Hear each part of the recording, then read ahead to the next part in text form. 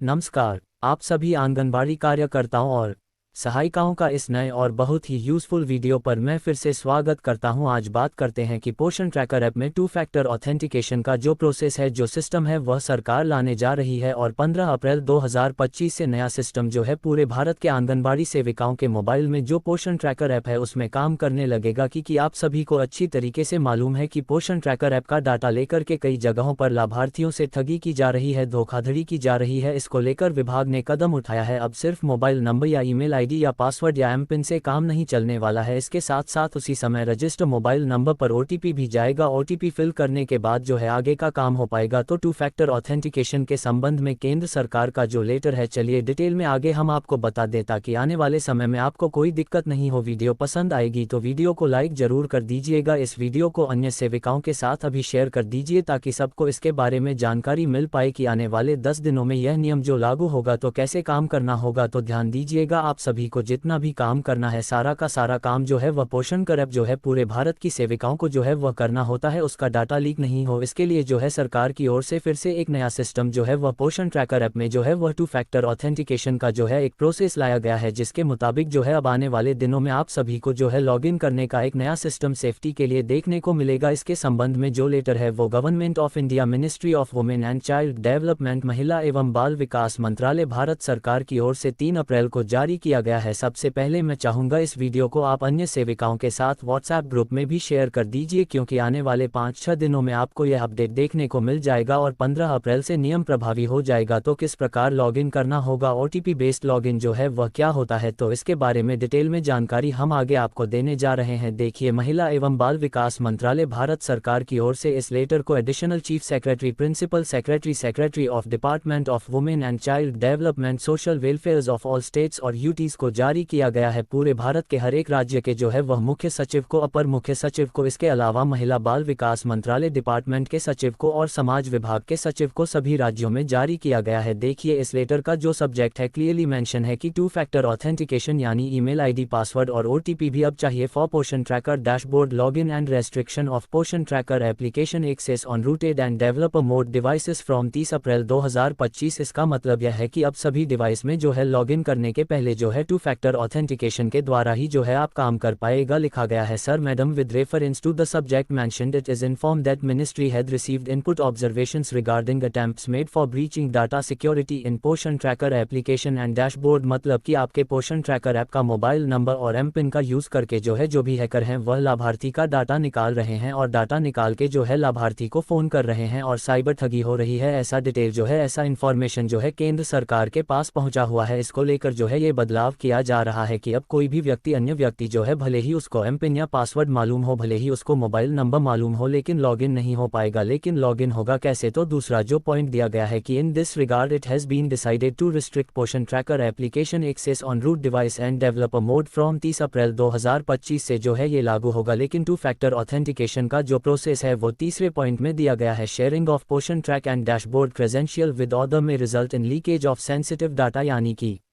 मान लीजिए आपने किसी व्यक्ति को अपना मोबाइल नंबर और एमपिन बता दिया है, वह लॉगिन करके लाभार्थी को जोड़ सकता है या फिर डिलीट कर सकता है या फिर उल्टा पल्टी काम कर सकता है या डाटा लीक कर सकता है। इसी के चलते hence from 15 April 2025 onward log in to Poshan tracker dashboard at all levels, चाहे स्टेट लेवल से पोषण ट्रैक कर लॉग इन करना हो या डिस्ट्रिक्ट लेवल से या ब्लॉक या सेक्टर लेवल से, will be based on to factor authentication that mean MPIN and OTP. मतलब कि मान लीजिए आपका मोबाइल नंबर आपको मालूम है, आपका एमपिन भी आपको मालूम है, लेकिन इसके बाद जैसे ही अपडेट आएगा तो ये दोनों आप डालिएगा तो लॉगिन नहीं होगा। लॉगिन करने के लिए आपके बाद वहां पर सीधे सीधे टू फैक्टर ऑथेंटिकेशन के लिए जो मोबाइल नंबर आपका पोषण ट्रैकर ऐप में रजिस्टर्ड है उसमें जो है इनकमिंग होना चाहिए, तो उस पर जो है विभाग की ओर से ओटीपी जाएगा। ओटीपी आप पोषण ट्रैकर ऐप में डालिएगा, तब जाकर लॉगिन होगा, तब जाके आप आगे का काम कर पाएगा। यानी कि मोबाइल नंबर, एमपिन और ओटीपी तीनों की जरूरत होगी। आपके पास वह मोबाइल नंबर हर हाल में होना चाहिए जो आपने जो है पोषण ट्रैकर ऐप में रजिस्टर कराया हुआ है। उस पर इनकमिंग की सुविधा भी होनी चाहिए। ऐसा नहीं हो कि रिचार्ज ना होने के चलते उस पर कोई ओटीपी या मैसेज नहीं आए तो आप लॉगिन नहीं कर पाएगा। Therefore all mobile numbers must be updated in the system. It is also requested to direct all the concerned officers to not to share their portion tracker credential with anyone else. This issue with the approval of the competent authority। यानी कि इसका approval जो है authority से मिल गया है। यहाँ पर अर्काजा दास जो डायरेक्टर पोषण अभियान, मिनिस्ट्री वुमेन चाइल्ड डेवलपमेंट के, उनका सिग्नेचर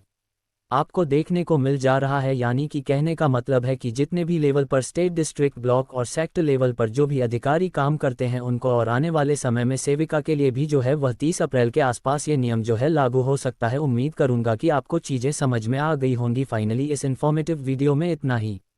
नमस्कार। आंगनवाड़ी टाइम। प्लीज़ शेयर और सब्सक्राइब फोल्डेड हैंड्स।